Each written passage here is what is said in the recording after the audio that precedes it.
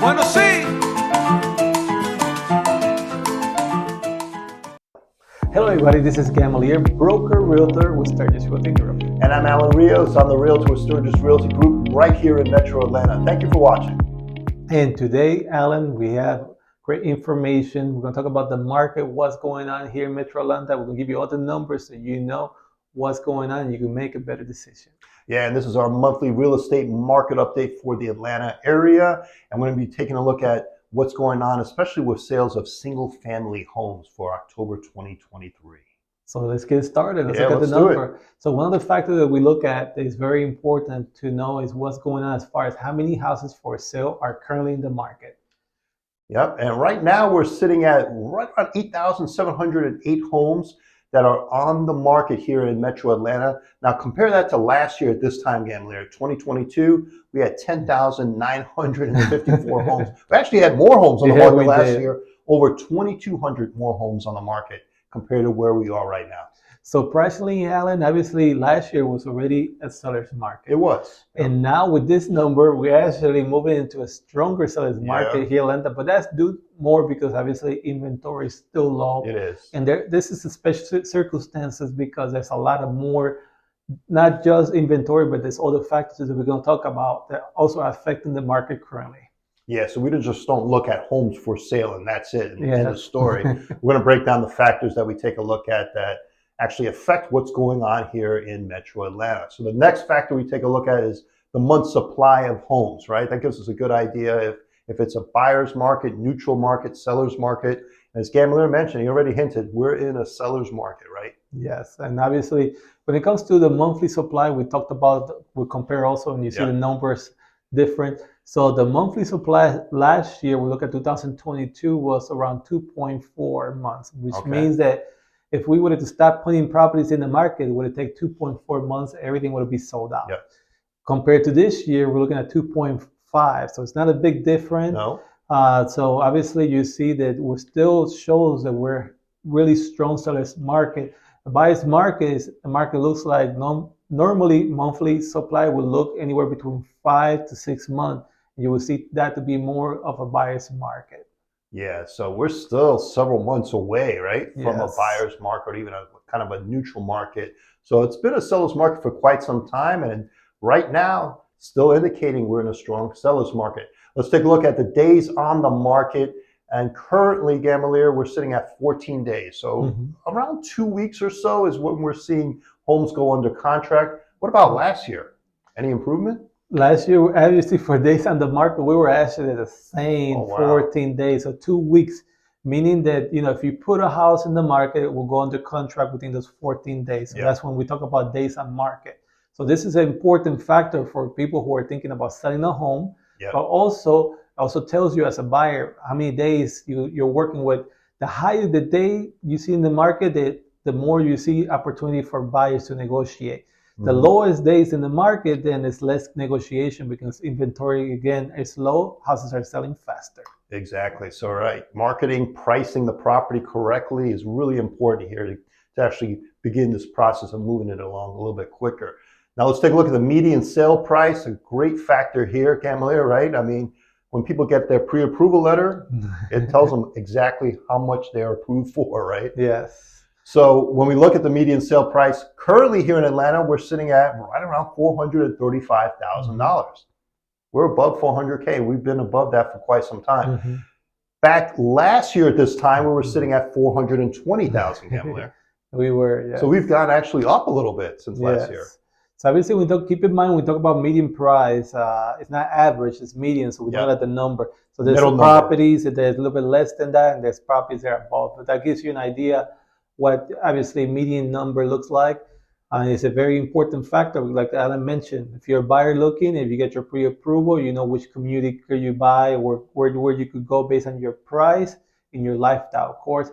But one thing to mention is that median price and prices, one of the best time to buy for buyers out there is the winter time because there's a lot less competition. A lot of time, if you looked at this January to December of this past year, they were selling a little bit below 400,000 median price. So there's some good opportunity right now in the market going into the winter. Yeah, typically we see less buyers coming on in the winter. So if you've been on the fence about, hey, maybe I'll wait till next spring and summer, Yes. this winter would be a good time to jump on in because, as we mentioned here, you're going to have less competition and sellers will more or less begin the negotiation process with you in order to get their house sold. But one important factor that you have to also consider that also plays a big consideration is the experience of the agent, whether the experienced agent is in the listing side or on the selling side. You want to have somebody who's very experienced because why? They're able to negotiate. If you're a buyer in the market looking for a home, the experienced agent not only going to be able to negotiate the price when you're making that offer, put some contingency to protect you, but also when they do the inspection, he's able to negotiate a little bit more and get you more into the property. But if the experienced agent is sitting in the opposite side of the listing side, he's going to protect the seller more, making sure a lot of the contingency that protected the seller, he's going to make sure he's going to market the property more, gives more exposure to the property. So he's able to push that house and sell the house at top numbers too. So you want to make sure that you're working with someone who's experienced, who's looking out for your interest, making sure you keep more money in your pocket. And that's a really good point, Gamalier. Having that experienced agent on your side to protect your equity there, or even negotiating it for the buyer to get the price down a little bit.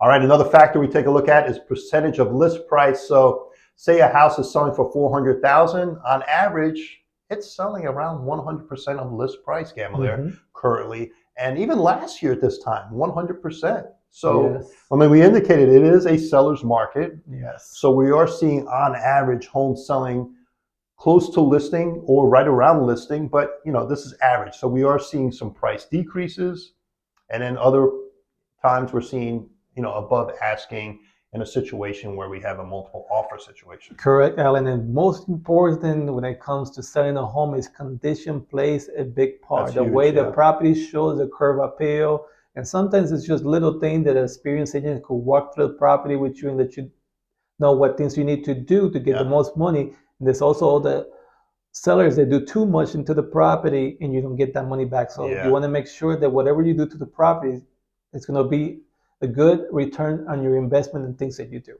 Yeah, I mean, and a perfect example could be, you put maybe $40,000, $50,000 in renovations into your home. Doesn't mean that you're going to raise your price $40,000 to $50,000, right? That's correct. Doesn't always equate that way. So I just want to let you know, that's why having an agent by your side, kind of going through the house, can kind of give you that advice as far as what improvements you can make. All right, another factor, Gamalier, as we wrap up the Atlanta real estate market, interest rates. You can't escape this. Definitely. I mean, people see this all over on their phones when they're looking at the news stories or just discussions with other people. Yeah, because obviously if we go back just a few years ago, interest rate was, record low. At some point, people were getting some of the refinancing, buying home with interest rate as low as 2 to 3%. And they didn't realize this is something that, only happened almost every 100 years ago. Something that doesn't happen in every local market. Once in a lifetime. Correct. So what happened normally, average interest rate run anywhere between 5 to 6, and that's normal. But obviously, for those people that have been around only short term, it seems that this interest rates are so high. Right now, interest rate as of today, they're staying at 7.61 compared to last year. They were at 6.65. They have gone up almost 1%. Yeah. And looking at the market, it could continue to go up, obviously, because due to inflation and other numbers, they have to work with that to try to work through the market. But there's still a lot of opportunity because there's a lot of banks nowadays offering some good programs with low down payment, with some grant money available. So there's things that obviously that you could take advantage. And if you're renting and paying somebody else home, why not pay your own home and do a great investment? And obviously we know that there's a lot of advantage than just getting the home, but also there's tax advantage for people who own homes too. Yeah, that's exactly right, Gamalier. A lot of times when we speak to first-time home buyers, they're new to this game. So they just see the rates and they're like, I just can't afford a house. But when we sit down with them and show them the different options that are in play here, they're like, oh, wow, I didn't even think about that. I've never heard of that. So having an experienced agent kind of explaining to you the process and all the options that are available can get you into a house that you thought you couldn't afford. Yeah, and one thing also, Alan, that I want to mention that is very important, especially is this several program. One program is called interest rate buy down. Yeah. That's a program that is it's a good program because it allows you also to get into a home sometimes as low to 4 to 5% interest rate on a loan, which is going to help you the first few years to have a lower payment and allow you for you to get used to being a homeowner. And there's other things you could do. But this particular program is a new program available, and we are going to be doing a video in the future talking a little bit more about this particular program that helps you save money and help you get a lower interest rate also. Yeah, look out for that video. It's a very important one. All right, so those are the factors, Gamalier, that we kind of covered here for the Atlanta metro area. And hopefully we clarified the picture here for you so you got a better understanding, and we provide this information on a monthly basis. Thank you for watching. Have a great day. Thank you. Take care. Bueno, sí.